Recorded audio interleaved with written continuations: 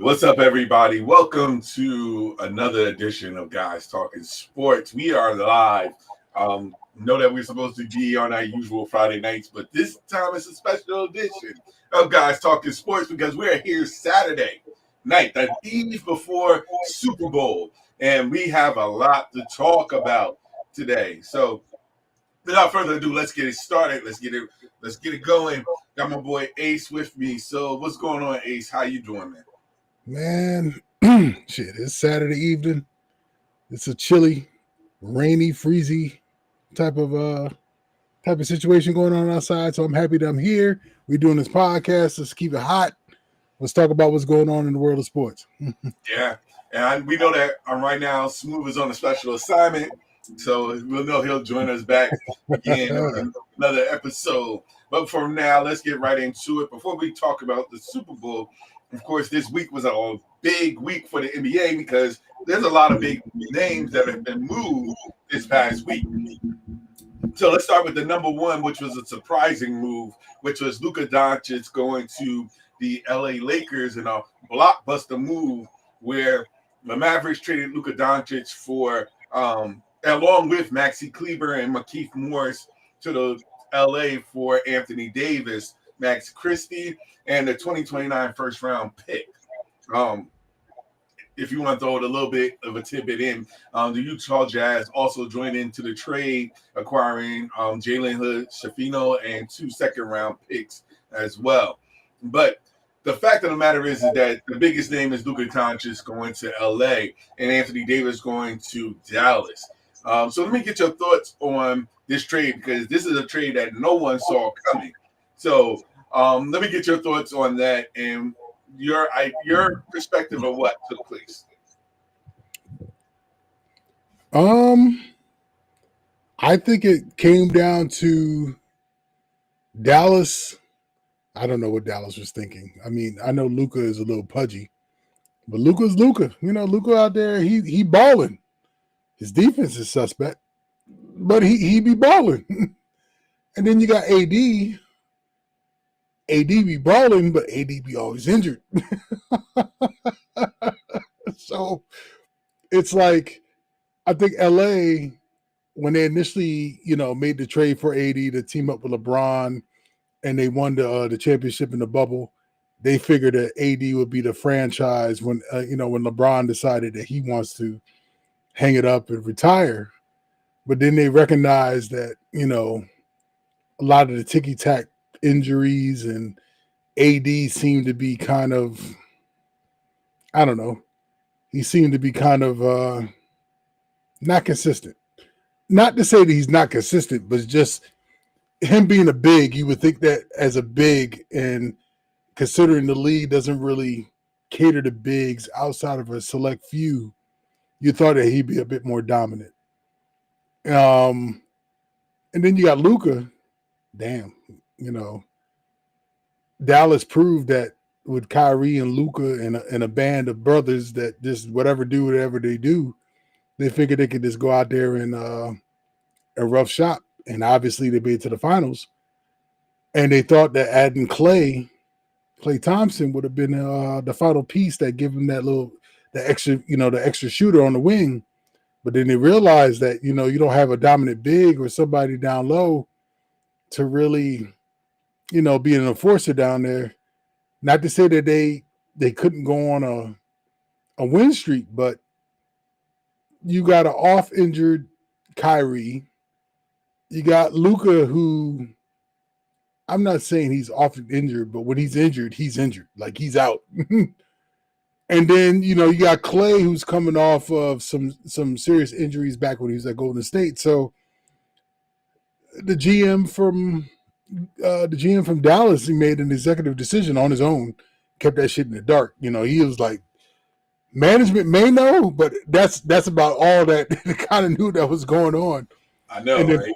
And then Pelinka was just like, okay, so what you talking about? So you saying, like he kind of leading in, like, so you saying that you want to do this for that, and that's all you talking about? Like how we gonna pull this off? Like, and then the GM from Dallas was like, I don't know, but we got to pull in some other folks, because that's what it seems like the type of trade it was. It's almost like it was one of those trades, like, I don't know, it was like you just talking to your homeboy, like, dude, so I got this, you got that. So what we gonna do to make this work? And you kind of just work it out. But it did have that. yeah, It did have that one of those. To be honest, I thought it was more so like one of those. You know, you know what? I'm thinking about trading Luca, and I'll be looking at. That was funny, yo. I know. No, I'm not actually thinking about trading Luca. Wait, you are really? you're Well, like, then, yeah. Is AD available? exactly. Or like he's sitting there like scratching the back of his head, like I'll give you AD for him if you want. right, like he's always hurt, and he's like, and the GM from Dallas is like, well, Luca's always fat, and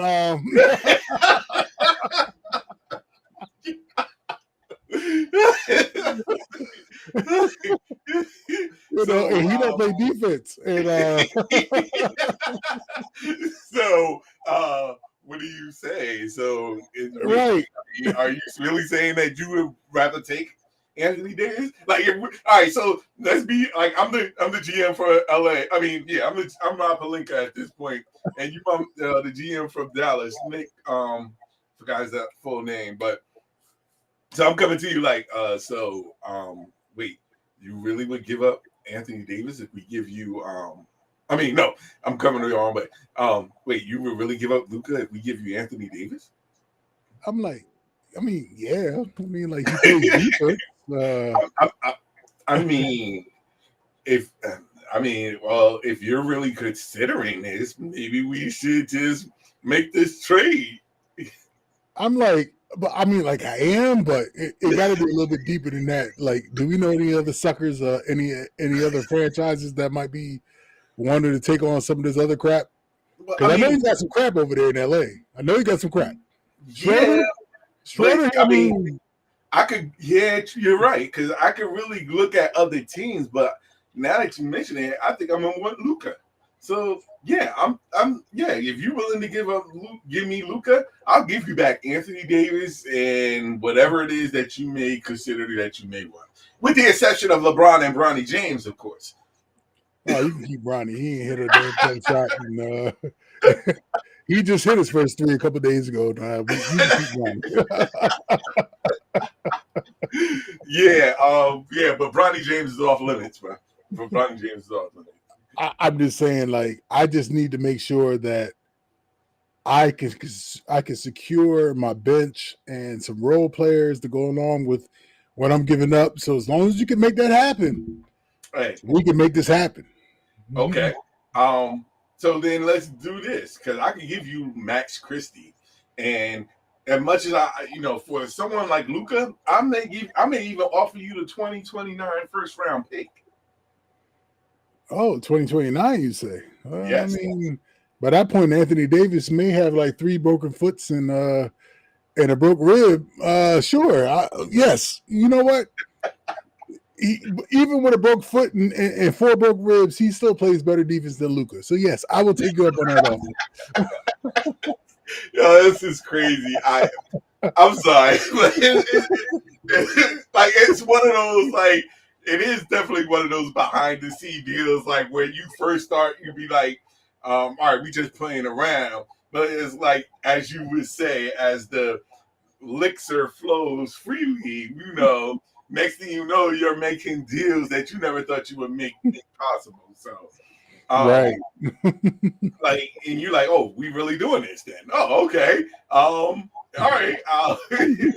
So then it's crazy because the owner didn't even know, and the owner was like, "You bugging, right? Like, this is a joke." And he was like, "Yeah, no, I'm not joking. You're trading away Luca." So it's definitely one of those soap operas, that's for sure. And then what's even crazier, I remember when the trade came through, it was like 11 something at night. I was sitting there like, and I was looking at this like blockbuster deal, and everybody was saying Sham's Twitter must have been hacked I was like, well, okay, I'm not gonna sit there and share this with the fellas if Shams got hacked. But I was like, wow, this is kind of crazy right here. Yeah, yeah, I definitely. I was just like, wow, okay. I was like, this is like 2K in real life. When you force the trade, Yeah, you like, know, yeah, no, I agree. I agree with that. but I mean, it may work out for both of them. I don't see either one of them making to the damn Western Conference Finals. Oh, no, But well, no. To be honest, I'll put it like this. I mean, I I think Dallas has a better shot of making it to the finals, the conference finals, than LA does as of right now. Dallas is more of a right now winning team. Their window of opportunity is short lived because they have a lot of aging players. They have Klay Thompson, Kyrie. Um, you have now Anthony Davis. So their window is win now mode. As much as Luca, and to be honest, I have to say this because everybody on sports media, let me rephrase that. Everybody on like NBA Talk or NBA Sports Media talking about the whole Luca thing. To consider Luca to be one of the top 3, 4 players right now in the NBA, mm-hmm. and that's argumentative. Because if that was the case, and if he is one of the top 3 or 4, he would have never got traded to begin with. So I have to say this with the utmost respect: the Lakers are not ready to win now. They may make the playing team, and even though they added Mark Williams from Charlotte, who, if healthy, makes them a real good team, I don't still think they have what it takes to get. I still don't think they have what it takes to get to the Western Conference Finals. Right. I will say this: if Dallas plays LA, that is going to be must see TV. Oh, for sure, for sure. That is going to be must see TV, especially in the playoffs. I think, matter of fact, I think they play in March in Dallas, if I'm not mistaken. So that is definitely going to be very interesting. But to get back to the whole Luca thing, I think that Luca is the future for the LA. So I'm not going to knock that. I think it is a win-win for both. I just believe that Dallas win now opportunity is better suited for right now, while the Lakers are more suited for the future. Right. I agree. I agree. I'm just curious to know, and it's crazy because we talked about this before we went live, where Anthony Davis went out with a non-contact injury Mm-hmm. already, and he ain't even play a full game yet. So it's almost like LA was like, okay, they were really smart in what they did, Mm-hmm. but then how smart will Dallas look with Luca? You know, because they're banking on Luca. He may be healthy. Luca might give you anywhere between 28 and 50 every game, Mm-hmm. but he's going to give you absolutely zero defense, and you made things more difficult for yourself on the back end because you gave up AD. You know what I'm saying? And yes, you may have a big from the center from Charlotte, but he can't do it on his own. So it really just sit there and becomes a situation of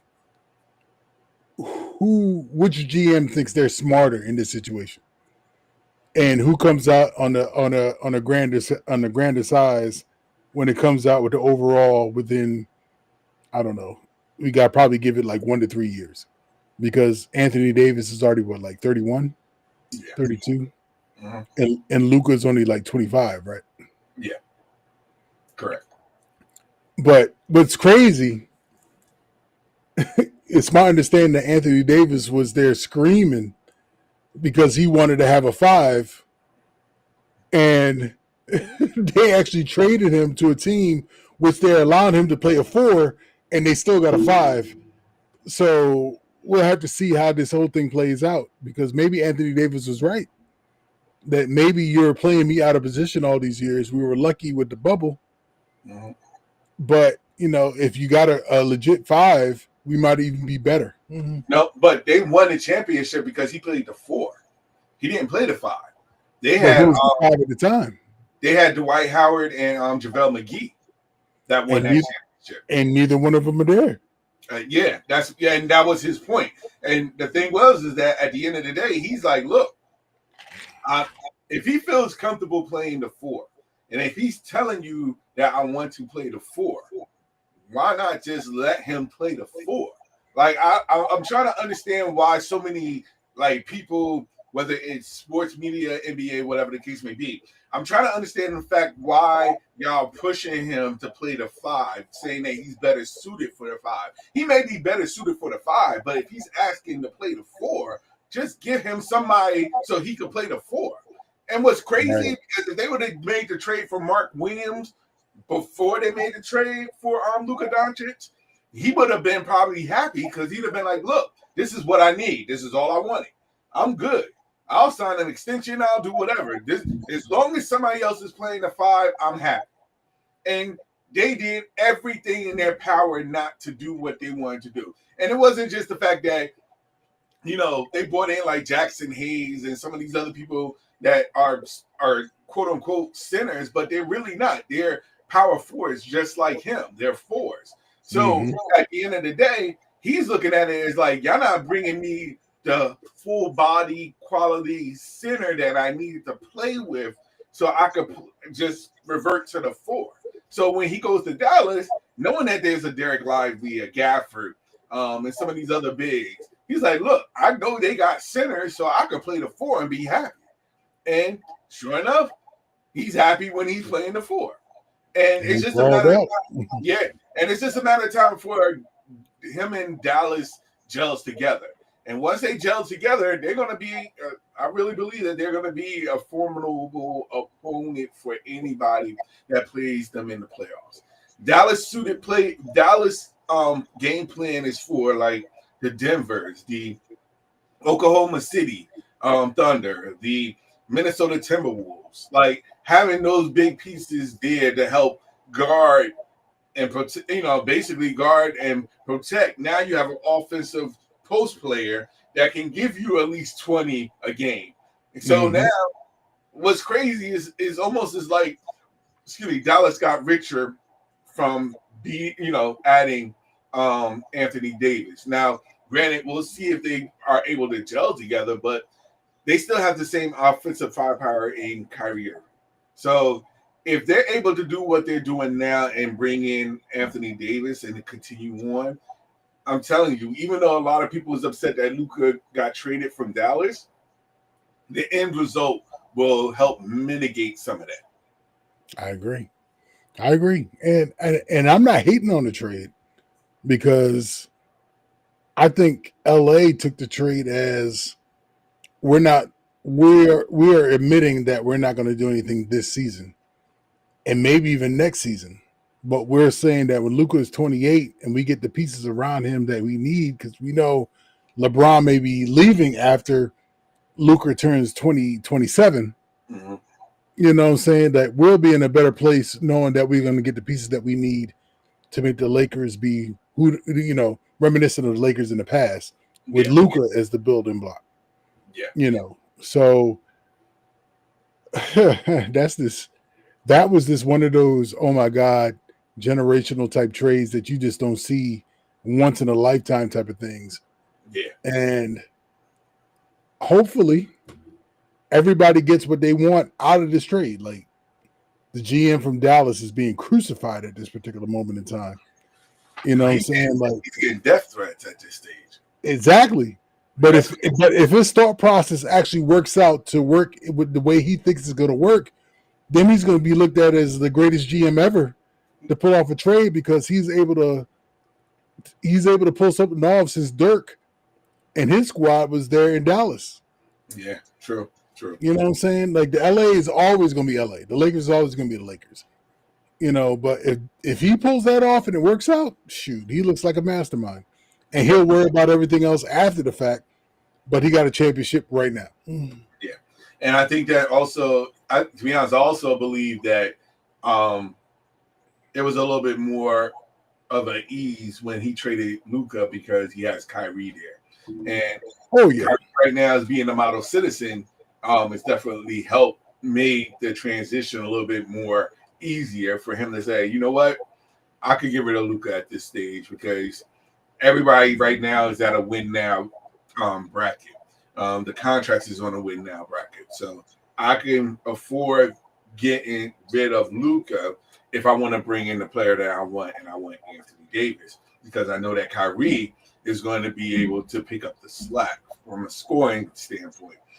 He don't really even need much at this stage. If Luca was able to carry Dallas to far away in the playoffs with the roster that he has, now they don't have to worry because Kyrie can do the same thing, and you add an offensive weapon in both Clay and in Anthony Davis. So I think that it made the combination of Kyrie and Clay, I think, made it easier for the GM to be like, okay, I could sacrifice Luca if I could bring in not just a defensive presence, but a offensive presence as well.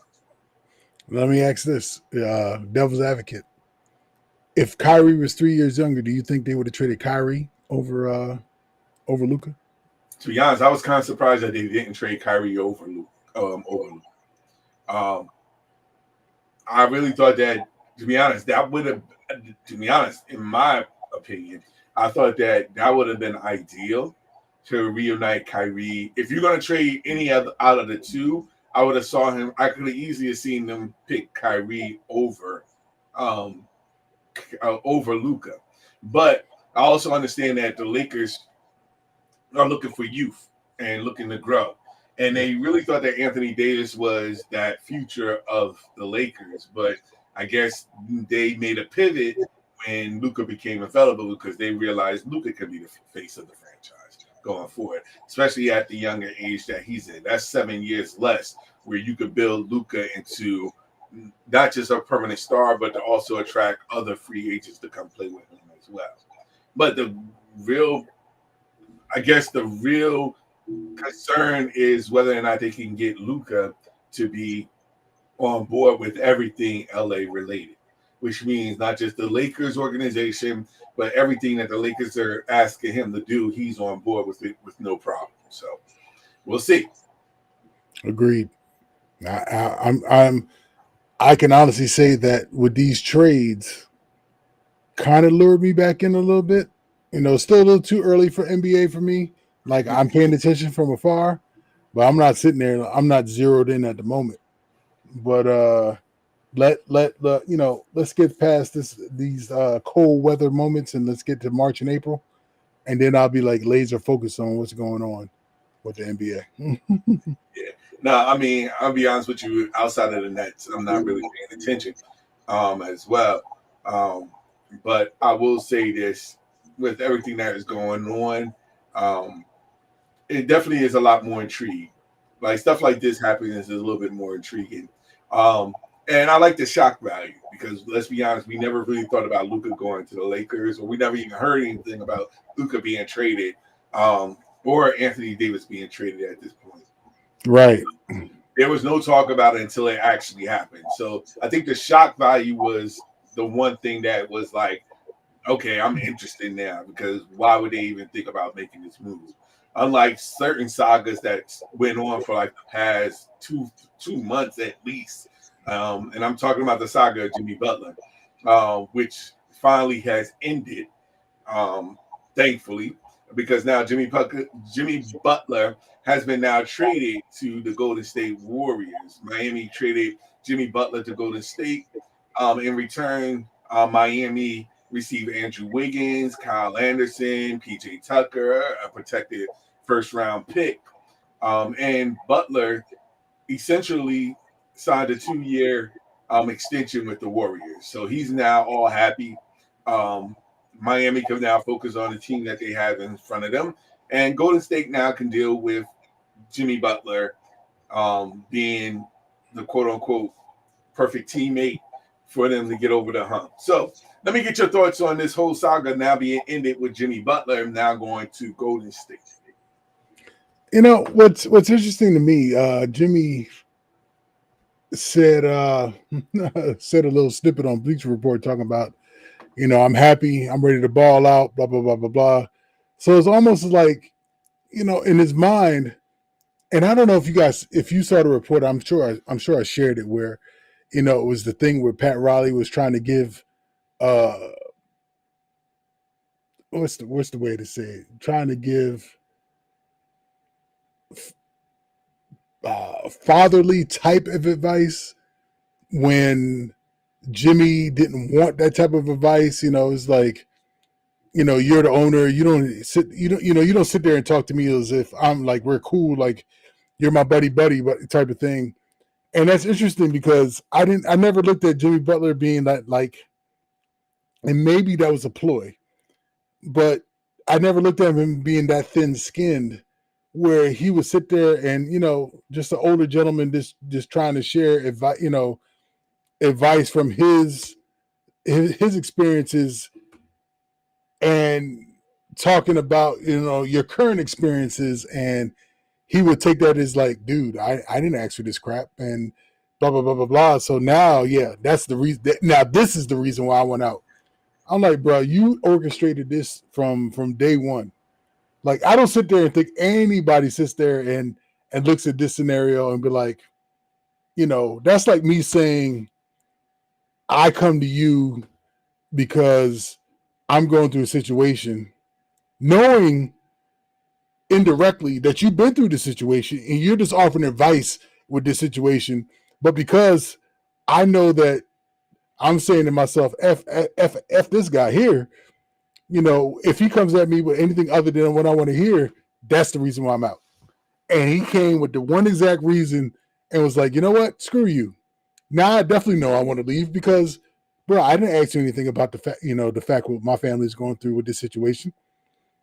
And he made a big whole stink about it. And I'm just like, I, I mean, I get it. If that's what you got to do to get yourself out of a situation, unfortunately, me, we don't have those luxuries to sit there and say, you know what, I'm really happy that my job pays X amount of dollars per hour. But you know what? That job right down the street, that pays me X amount of dollars plus $10 more than what you're paying.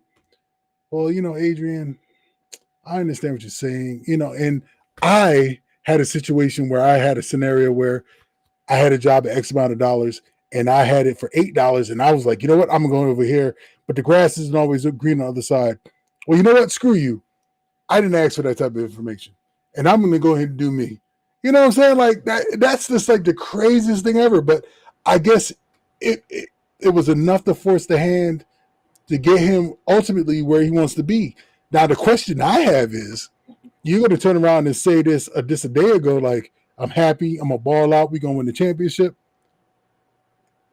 Bruh, all that anguish and all that type of scenario that you brought to your other organization, if you don't win a championship, then it was all for naught, in my opinion.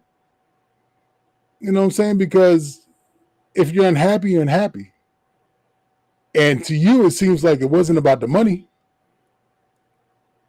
So if you don't go out there and show who really Jimmy Butler really is and help Golden State be that squad that they think they could be in the Western Conference, then all this crap that you went through just makes you look bad. And then if you was ever in a scenario where you thought you could be in the Hall of Fame, you just you tainted your image. That's just my opinion. He won out his welcome. I'm sorry. I can't even. I can't even. There's not even nothing else to say at this point. And I say this because it happened everywhere that he went, from Chicago to Right. Minnesota. Minnesota to Philadelphia, now to Miami. It's always something wrong. Always something wrong. You'll never see an experience like this where a person can be not happy at every employee. I mean, every company that this person worked for, and just would rather just stay at home or complain about every little thing when he doesn't get his way. It's I'm still like I'm still crazy. Yeah, I'm still like that shocked about this because for a number of reasons. Number one, because at the end of the day, it's just the fact that he's been through this so many times. And the difference is about with Miami is the fact that from what the reports are, if the reports are true, that he did a lot of things that was not with the team. And everything that he's done at this particular point that got to where this particular point for a while now he's at Golden State, it's more of a just like you're doing all of this. And I'm not knocking Jimmy Butler. I'm not giving full. It's not Jimmy Butler's full fault. It's not his fault in its entirety because Miami has to take some responsibility as well. Miami allowed these things to happen, and because Miami allowed these things to happen, he just basically just took it and ran with it. Now, with that being said, there should be no reason why you're in your feelings and giving a 50% effort for a team when you have another year I should say another year on your contract before you can do anything else. Now, you're so focused on signing an extension to the point where you wasn't even happy when the extension wasn't given to you. And mind you, it's some of the things that Pat Riley was looking for you to do. Pat Riley was looking for you to be the playoff Jimmy that we all know about. Pat Riley was looking for you to be the Jimmy Butler where you're committing to just not just being home all the time or giving 50% during the times you play games and say that, you know what, I'm not focusing on the regular season. I'm only going to turn it up when I go into the playoffs. There's times when you may not even make it into the playoffs. And the way things were going, like you was doing all these things. Basically, they was telling you wasn't giving a full and total 100% effort. That's the bottom line. So if you wasn't giving effort, why would they pay to extend you? And the crazy thing is that this wasn't the final year of your contract. You had another year. But yet you got upset because they didn't offer you an extension for another 2 years. And I can't be mad at what Miami did and how they did it, but Miami Heat does have to take some responsibility for even setting this up to begin with, knowing what you was going to get with Jimmy Butler. So the same thing applies to Golden State. Don't be upset when, and I'm not saying, yeah, I am going to say when Jimmy Butler and Draymond Green starts beefing. And it's going to be like it's either him or me. It's going to be the same situation as it was in Philadelphia when Jimmy Butler was like, it's either going to be me or Ben Simmons. Because at the end of the day, what's going to happen is that there's going to be some type of button of the heads. You have two people that are alpha dogs. So there's going to definitely be button of the heads. Now, the question becomes Golden State is, can you manage the storm? The good thing about it is that you got everybody for the next 2 years.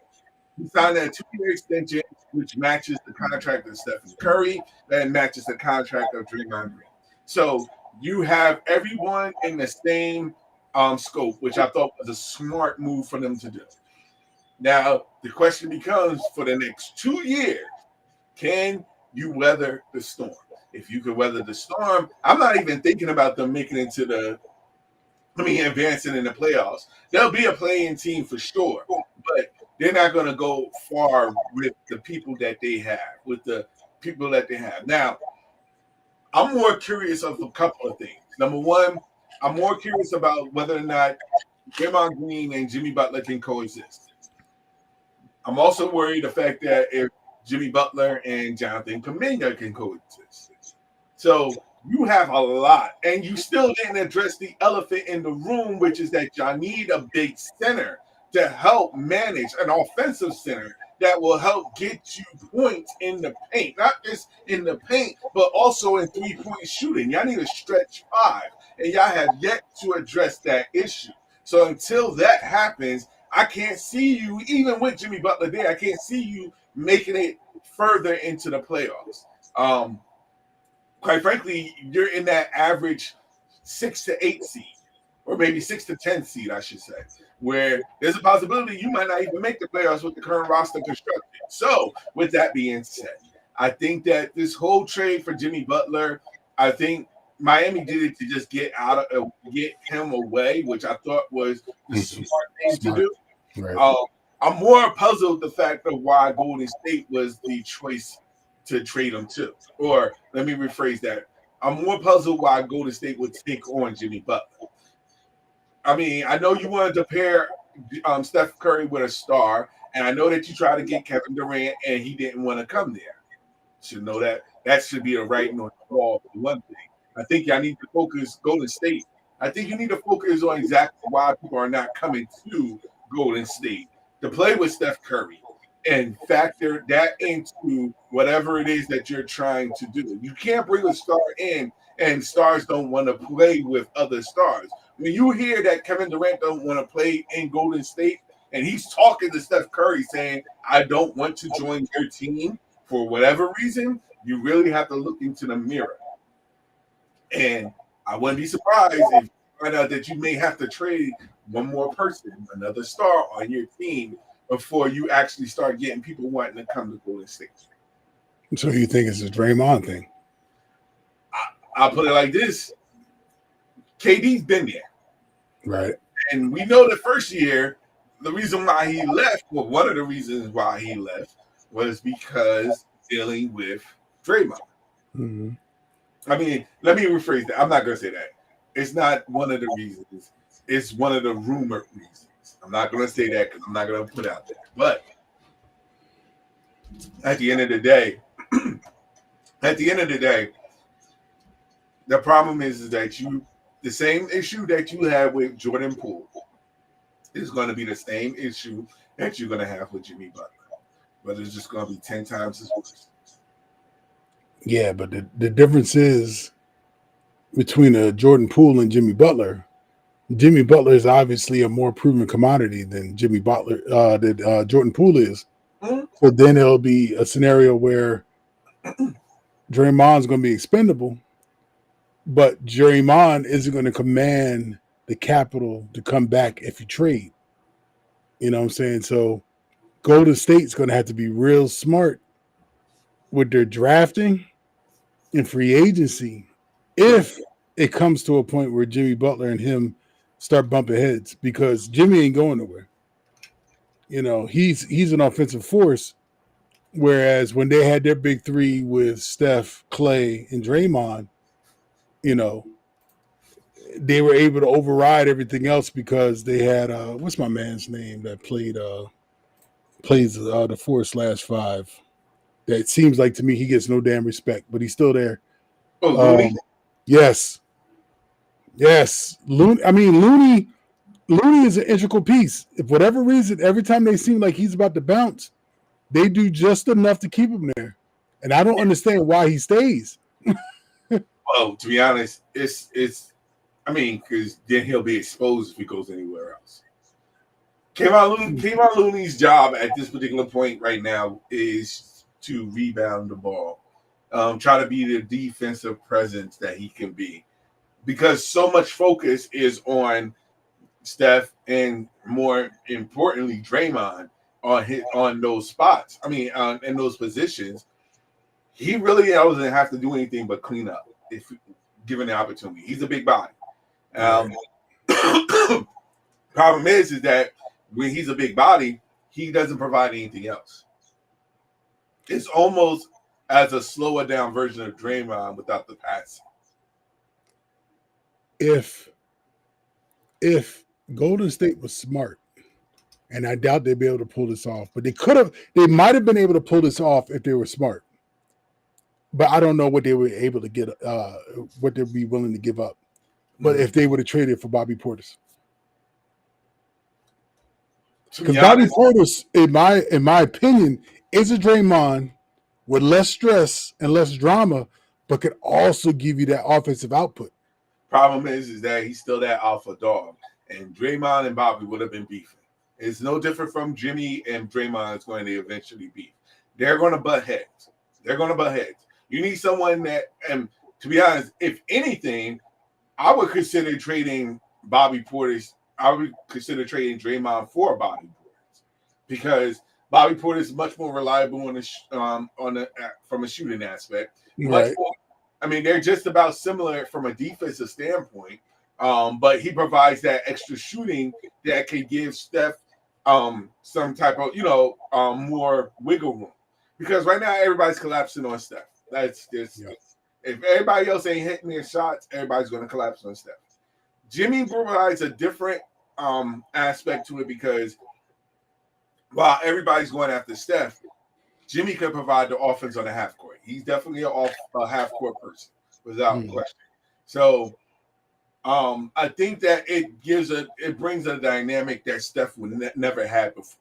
Mm-hmm. And so the fact that he never had it before, it's going to take a minute for them to get acclimated. But for the most part, I think that once they gel together, it's just really a matter of keeping Dre and Jimmy in line. Because once one goes off or once try to tell somebody else what to do, it's going to be a problem.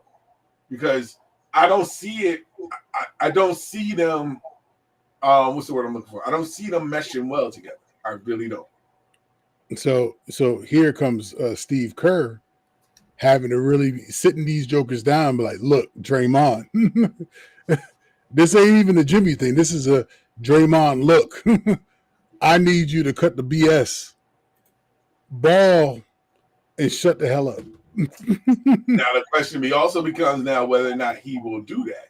And Draymond got podcasts. Draymond got a lot of stuff going on where he's just at this point. It's like, I could like it is what it is. I've been here the longest. You know what I'm saying? Like the same thing. It's almost the same thing like with the whole thing with KD when they was quote unquote going back and forth and drawing. It's just about having the mindset to just be like, all right, you know what? We're a team player. I need to be a team player. We could talk about things without having to go back and forth. I agree. In a world, you would think that would be the case. But when you have two personalities that are looking to control the narrative from the jump, it's very interesting. It's very interesting. And if somebody doesn't concede, or when they're both trying to control the narrative, it's not a good look. I agree. It's at what point does Draymond sit there and say, well, you know what? I got to check my ego at the door. I understand that I'm 13 years into this league and I need to readjust who I am as a player and who I am as a dog. You know what I'm saying? Like, I understand I'm an alpha dog. I understand that I was that guy that when Steph and Clay was doing their thing in our hey, I was that guy. But understand that, you know what, bruh, you can't be that same guy. The league has evolved since y'all went on your run. Yeah, but Draymond is going to easily come back with that devil's advocate and be like, "Why I gotta be me? Why can't it be Jimmy? Jimmy never won a championship. I ran a championship. I know these people. I know Steph. I know this whole offensive scheme. I know where people are supposed to be. Like real talk, y'all should be following our model." And to be honest, what's crazy about it is because I'm pretty sure he did that when KD came to Golden State, where he's like, "No, why would I be listening to you? We won championships before you came here, so why should I listen to you?" You're right. So you're right.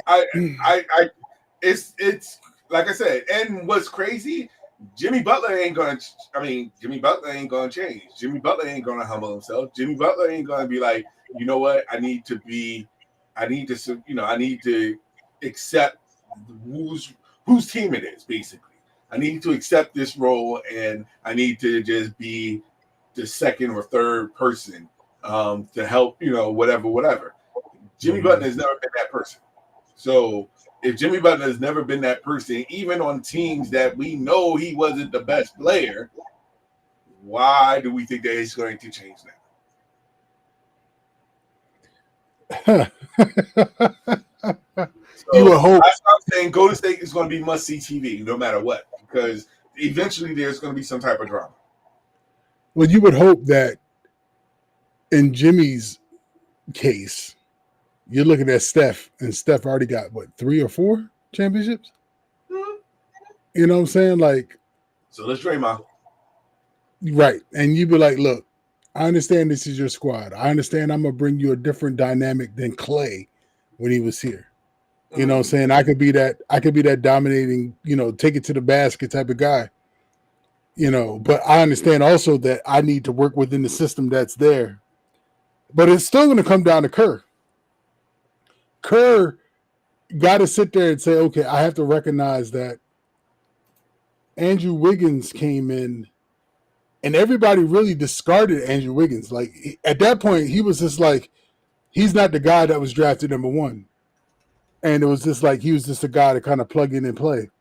But he turned out to be a really good asset. And he really proved to be that person that they needed in the finals to win that championship. Yep. But Jimmy and Andrew is 2 different types of players. Andrew was willing to sit there and take that 3rd seat, but step up when time was right. Jimmy is going to be an alpha. Steph is an alpha. Draymond is an alpha. And like you said, all of them are going to bump heads. But Jimmy, if he really wants to win this championship, he's really going to have to take a step back and let the 2 mainstays be who they are and kind of fit his offense within. But Steve Kerr also got to be that dude that's kind of raw, bring everybody back when shit's about to get crazy. And I don't know if Steve Kerr has ever been in that situation before. Oh yeah, because he had KD. Yeah, but KD is much better than Jimmy, and you're willing to let KD get away with, because KD was that guy, and Steph allowed KD to be that guy.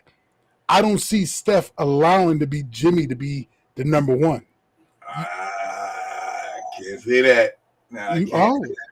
Okay. And the reason why I'm saying that, and the only reason why I'm saying that is because you're right. In all honesty, Steph should be that person to say, yo, this is my team. We don't do it.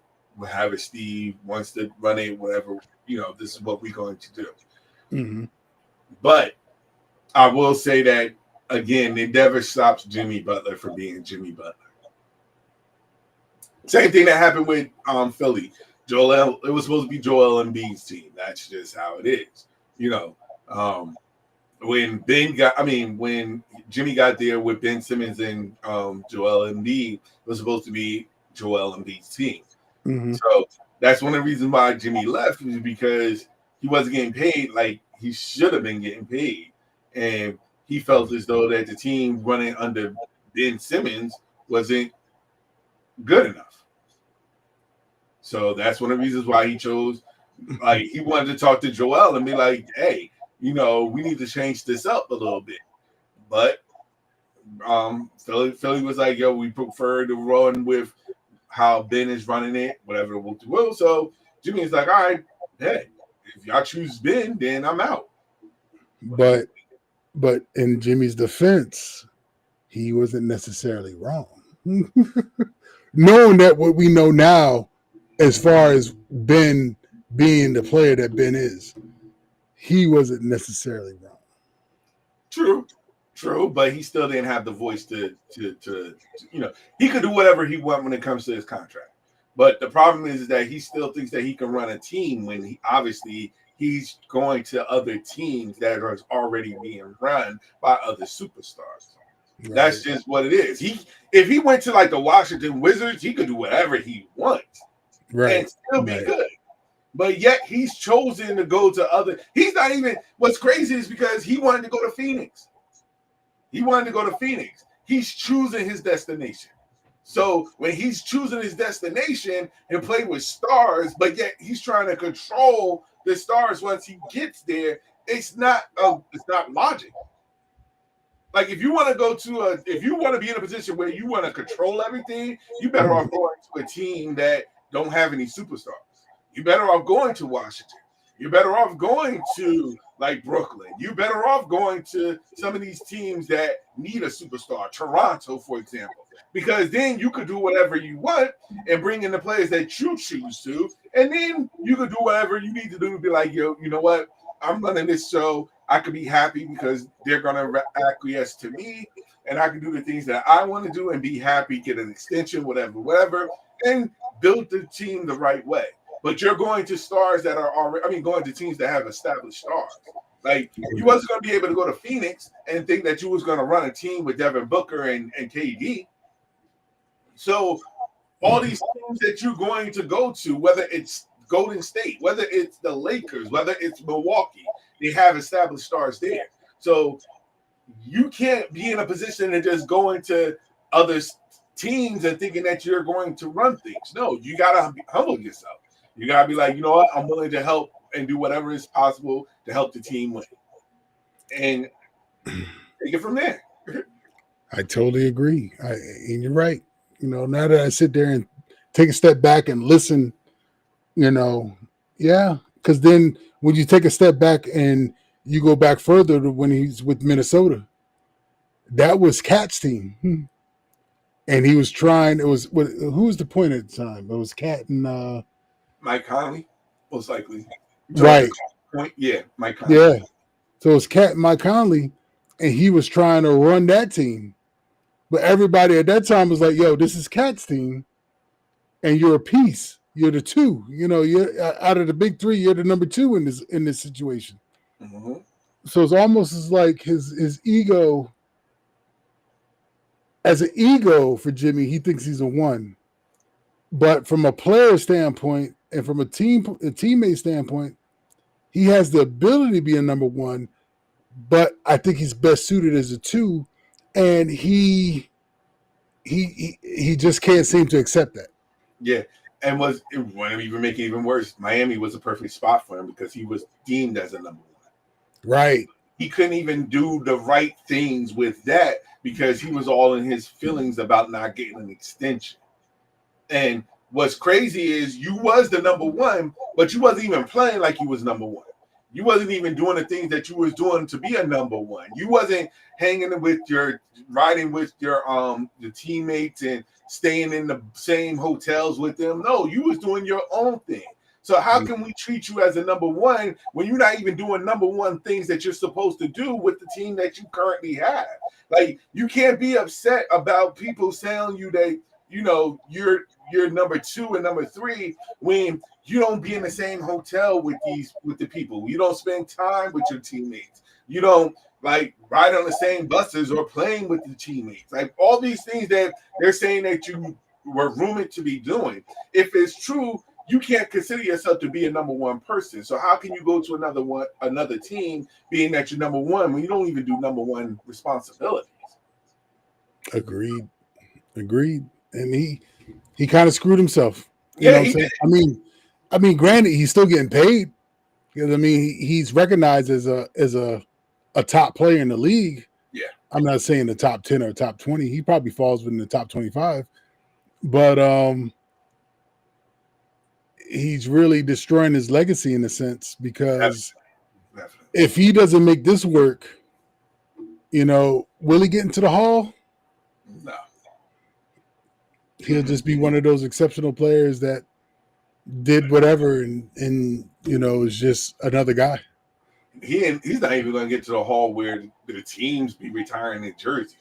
Like the thing that, like the same thing, like what Brooklyn did and what Toronto did with Vince Carter, he will never get to that. He will never do it in Miami because Miami already him and Andrew Wiggins got the same number. Andrew Wiggins already not wearing the same number that Jimmy Butler. And that's crazy. Right. Because if they thought highly of you, they wouldn't let that happen. Exactly. No, I agree. Speaking of it, let me get back to one more thing I need to say about the Luka Doncic thing. I thought that was real salty what Dallas did in trading Luka so that he's not eligible to get the Supermax deal that he could have got. I thought that was real salty. In the final year, I mean, if he would have stayed with Dallas, the following year he would have been eligible for the Supermax deal. And I thought that was real salty. I kind of understand it from a business aspect, but I thought it was real salty. And I'm telling you right now, Luka, I'm Dallas and LA is must see TV when Luka and Anthony are healthy. And I'm gonna leave it at that. Yeah, but it was even more salty, or why he should be even more upset is he went from no state tax to being taxed. He gonna be taxed out the wazoo in LA. Oh, I don't know if it was Anthony or Luka, but I think it was Luka that just purchased a $13 million house in Dallas. well, I mean, he ain't selling that joint because this market ain't for sellers. It was a seller's market here maybe like a year ago, but it definitely ain't no seller's market now. You're exactly right about that. You're exactly right about that. All right, so I would love to hear Smooth's voice his opinions about this when he comes back. But let's do this real quick before we get up out of here. Of course, the Super Bowl is tomorrow. A lot of things is going on. It starts at 6:30. It's going to be in New Orleans. So, with that being said, Philadelphia, Kansas City, any predictions? I predict that I should see 2+ over Marvel commercials, and hopefully a better Budweiser commercial with the Clydesdales. As far as the game is concerned, they've been really slacking. Like, oh yeah, all the commercials been kind of crappy the last 2 Super Bowls, but I'm hoping, that this year it'll be a little different. The game is concerned, I was talking about this with coworkers. I'm like, I get it. It's the big game. This is a rematch from 2-3 years ago. Mm-hmm. I ain't got a dog in this fight. My squad is not in it.